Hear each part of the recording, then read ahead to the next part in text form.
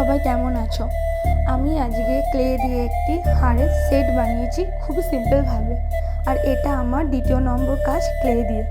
এর আগে আমি রাখি বানিয়েছি, তোমরা গিয়ে দেখে নিতে পারো প্লেলিস্ট থেকে।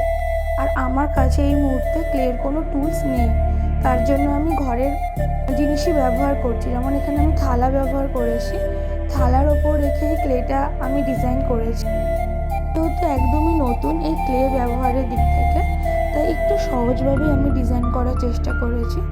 নিজের মাথায় যেটা এসেছে আমি সেই রকম করারই চেষ্টা করেছি। এখানে আমি এই গলার লকেটটার সাথে কানের দুলো ডিজাইন করেছি।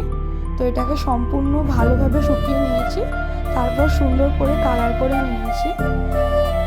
এটা কেমন হয়েছে আর অবশ্যই আমাকে কমেন্ট বক্সে কমেন্ট করে জানিও। Thank you for watching.